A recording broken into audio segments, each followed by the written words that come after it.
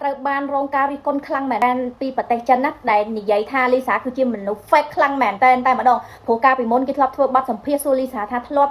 ចង់រៀនភាសាចិនក៏ដូចជាចេះចិនអត់លីសាគេឆ្លើយថាគេអត់មានមុខកម្រងឬក៏ចង់រៀនភាសាចិនចេះចិនអីចឹងណាអ្នកនរគ្នាពួកគេរវល់មើលរឿងថតរឿងអីចឹងទៅហើយនៅពេលថ្មីនេះលីសាចេញសម្ភាសន៍ថាគេកំពុងតែរៀនភាសាចិនព្រោះគេដាក់គិតថាភាសាថៃនិងភាសាចិនហ្នឹងគឺស្រដៀងគ្នាអញ្ចឹងគេគិតថាភាសាចិនគេអាចរៀនឲ្យរៀនបកែរៀនល្អអញ្ចឹងណាអ្នកនរគ្នាត្រូវបានអ្នករិះគន់ចិនគឺមានការខឹងសម្បាជាខ្លាំងនាំគ្នាទៅខមមិនថាលីសា fake ម៉េះអីចឹងណាអ្នកនរគ្នាហើយអ្នកនរគ្នាដឹងមិនអត់លីសាក៏មានប្លែកលីសមួយដែលនៅក្នុងប្រទេសចិនគេស្អប់ដែរប្លែកលីសហ្នឹងគឺស៊ីហួសពេកអ្នកនរគ្នាពេលទៅសម្ដែងនៅប្រទេសចិនណាដោយថតស្រាតចឹងអញ្ចឹងនៅក្នុងប្រទេសចិនគឺគេប្រតិកម្មខ្លាំងមែនតើជាមួយនឹងលីសាហើយរឿងមួយទៀតដែលគេប្រតិកម្មខ្លាំងនឹងរឿងការច្នៃម៉ូដផ្កាដែលយកទៅពាក់នៅក្បាលហើយដាក់ជីវបធម៌ប្រទេសខ្លួនឯងអញ្ចឹងអ្នកនរគ្នាអត់មានដាក់ credit ឲ្យគេអញ្ចឹងត្រូវបានប្រជាជនចិនអត់សុខចិត្តទេអ្នកនរគ្នាប្រជាជនចិនណាគេស្រោះដៃគ្នាណាបើករណីម្នាក់នឹងលួចវប្បធម៌អរិយធម៌គេខមមិនក៏ដូចជារិះគន់ក៏ដូចជារបៀបចូលប្រទេសចិនណាអត់ចង់ចោះទេដោយសារតែមានការរងរិះគន់និងស្អប់ខ្លាំងហ្មងហើយលីសាហ្នឹងគឺគេទៅរៀនចិនហ្នឹងដោយសារតែគេមានកម្រងនៅប្រទេសចិនការងារគេធំដែរអញ្ចឹងណាអ្នកនរគ្នាអញ្ចឹងក៏គេទៅរៀនចិនអញ្ចឹងក៏ចិនអ្នកគាំទ្រចិនក៏គេខឹងខ្លាំងដែរថាលីសា fake ម្ដងចេះអញ្ចឹងណាអ្នកនរគ្នាបងប្អូននេះរឿងអាស្រូវប្រទេសសៀមគឺខ្ញុំសម្រាយលឿនណាបងប្អូនចាំតែប្រទេសសៀមកំពុងស្អប់លីសា Blackpink ហ្នឹងគឺថ្ងៃដែលស្ដេចនឹងងាប់គឺលីសាហ្នឹងអត់បានកាន់តុកទេបែរទៅជាទៅច្រៀងនៅ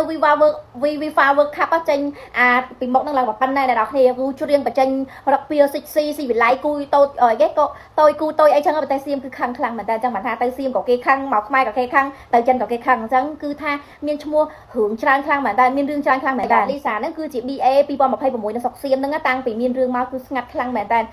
គេ BA ហ្នឹងគេទៅថតអាកន្លែងទឹកដែលមានការផលិតរំចង់គេហ្នឹងតែម្ដងហ្នឹងឲ្យកត់អ្នកនរគ្នាលេងទៅថតទៀតបាត់ឥឡូវរោងការរិះគន់ពីប្រទេសសៀមទៀតគឺស្ងាត់លីសាឲ្យឆឹងតែគេឃើញមុខខ្ញុំបាត់មុនគេសួរថាបងបាយលាបអីនេះអ្នកនរគ្នាខ្ញុំលាបឈិតមុខ HC Brand នេះល្អខ្លាំងមែនតើហ្មងបងប្អូនដែលមានបញ្ហាមុខមុនជាន់ស្នាមអាចរុយធ្វើការលាបញីឲ្យបន្តនៅកន្លែងជាប់ក៏ដូចជាស្នាមក៏ដូចជាបងប្អូនមានបញ្ហាមុនបន្តនៅលើមុនភាពរបស់វាខ្ញុំធានាជូនបងប្អូនប្រើតែ3យប់ពេលមុខឡើងត្រជាក់ហើយអាលប់អាឡងហ្មងអ្នកមានមុនបាត់មុនអ្នកមានស្នាមបាត់ស្នាមអ្នកមានជាប់អ្នកនរគ្នាអើយគឺថាប្រើហើយញីម៉ាសាថ្នមជាប់នឹងវាបាត់ម្ដងតិចនេះជាអតិជនដែលគាត់ប្រើបាត់ជាប់ហើយនេះគឺជាអតិជនដែលគាត់ប្រើបាត់មុនក៏ដូចជាស្នាមក៏ដូចជាមុខរបស់គាត់រោលហើយនឹងស្បែកមុខឡើងទៅសៃក្រហមមុខនេះគឺជាជំរើសទី1ជំរើសដំបូងដែលបងប្អូនត្រូវតែជ្រើសរើសដាច់ខាតបងប្អូនទិញចាប់ពី3ខ្លងទៅខ្ញុំលក់តម្លៃបោះដុំជូនបងប្អូនណៃប្រើតែ3ខ្លងស្អាតយុទ្ធនាអស់មួយខ្លងប្រើបានមួយខែអញ្ចឹង3ខ្លងប្រើបាន3ខែអត់ចោះលុយធូរខ្លាំងមែនតើប្រម៉ូសិនជួយសម្រាប់តាមអ្នកដំបងមែនអ្នកនរគ្នាដល់ខ្ញុំស្លៀកស៊ីអញ្ចឹងឲ្យដឹងថាសាច់ខ្ញុំសស្អាតខ្លាំងមែនតើជាទូទៅខ្ញុំហ៊ានតែស្លៀកថតណាអ្នកនរគ្នាចេញក្រៅគឺ no តែម្ដងគឺអៀនណាអាចស្លៀកអញ្ចឹងបានទេគូបងប្អូនណៃអ្នកដែលគាត់ខ្មៅ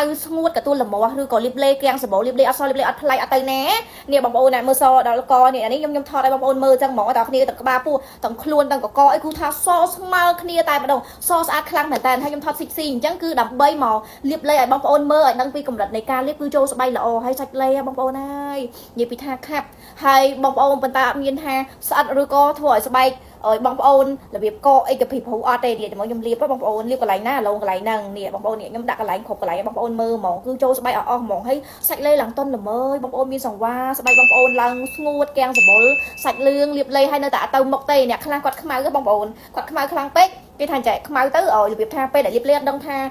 ខ្មៅពីកំណើតទេយើងមានវិធីតាក់ទងនឹងការប្រើប្រាស់នេះបងស្រីខ្ញុំផ្ទាល់តែម្ដងគាត់ខ្មៅពីកំណើតគូថា